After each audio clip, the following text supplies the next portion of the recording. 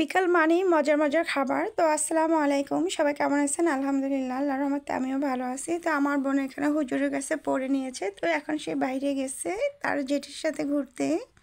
তো জেঠির সাথে ঘুরতে না, জেঠি আসছিল একদিনের জন্য, আমারও মামি হয়। তো সে চলে যাচ্ছে, তার খুবই মন খারাপ। এই জন্য আমরা বিকালে আমাদের বাগানে গিয়েছি। সবাই জানেন আমার নিচতলা বাসা, পিছনে বাগান আছে।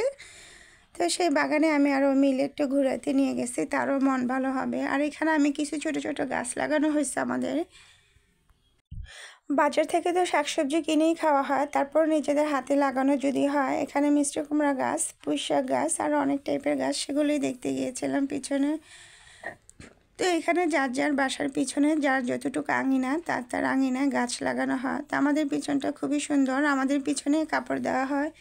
আর এখানে একজন থাকে, সে তার কাজ করে না, কিছু করেই না, সে এখানেই থাকে। এখানে তার ছোট্ট একটা ঘর। তো আমার বোনকে নিয়ে আসছি, সে দুষ্টামি করতেছে বাসার পিছনেই। তা আমাদের এখানে একটা আতা ফল গাছ আছে, গাছে ফল ধরেছে মাশাআল্লাহ, আলহামদুলিল্লাহ। তো দেখতেছিলাম ফলগুলো কিন্তু পাকলে খুবই মিষ্টি হয়। এটা হচ্ছে সবেদা ফল গাছ। তো এখন কাঁচা অবস্থায় প্রচুর ধরেছে। তো ধরলে এগুলো দেখা যাবে, যেহেতু আমাদের বাগানের আঙিনায়, তা আমরা নিজেরাই এটা করে পেকে তারপর আমরা খাবো। তো এখানে এসে সে ফ্রেশ হয়ে আবার সে বের হবে খেলতে।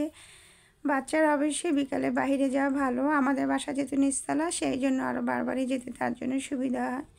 তো আমি এখানে আজকে একটা নাস্তা বানাবো, সেটা হচ্ছে এখানে পাউরুটিগুলো আজকে 2 দিন হয়ে গেছে খাওয়া হচ্ছে না, তাই ভাবলাম পাউরুটি দিয়ে খুব মজার একটা পেঁয়াজু বানিয়ে নিই। তো আমি এখানে ফার্স্টে পেঁয়াজ কুচি, রসুন কুচি, ধনিয়া কুচি, আর কিছুই না, পাউরুটিগুলো ভালো করে চিপে তারপর আমি এটাতে একটা ডিম ফেটিয়ে দিব। ডিম ফেটিয়ে এটা ভালো করে মেখে নিব, আর একটু হালকা লবণ দিয়ে দিব। ঝালটা যার যার মতন করে দিবেন। তো বাসায় দেখা যায় অনেক কিছুই থাকে, মেয়ে মানুষের মাথায় আসলে অনেক বুদ্ধি থাকে, আলহামদুলিল্লাহ। দেখা যায় জিনিস নষ্ট না করে অনেক কিছু করে মজার করে বানিয়ে খাওয়া যায়। তো রুটিটা হয়তো আর খাওয়া হবে না, সেই জন্য আমি পেঁয়াজও করে নিলাম। এইভাবে পেঁয়াজও করলে কিন্তু খুবই মজা লাগে। আর এখানে আমি একটু টমেটো কেচাপ দিয়ে দিছি, দেখতে ভালো লাগবে আর টকটক হবে, ভাজলেও এটা লাল লাল হবে। তো আমি ফ্রাই প্যান বসিয়ে তেলটা গরম হয়েছে, এখন দিয়ে দিব। তো আমি সবগুলো একসাথে যতগুলো যাবে ততগুলোই দিয়ে দিব। তো এইভাবে কিন্তু ভেজে খেলে বিকালের একটা নাস্তাও হয়ে গেল, আর জিনিসটাও ফালানো হলো না। আর এই পাউরুটির পেঁয়াজিটা কিন্তু খুবই মজা হয়। আমরা অনেক সময়ই দেখা যায় পাউরুটি থাকলে অনেক সময় মুরগির মাংস এক এক সময় এক একভাবে করে খাই। তো এভাবে লাল লাল করে আমি এগুলো ভেজে তুলে নিব, একটু মচমচা হবে ভিতরে, খুবই মজা হয়। এভাবে বাসায় থাকলে না ফেলে দিয়ে একটা মজার বিকালের নাস্তাও হয়ে গেল।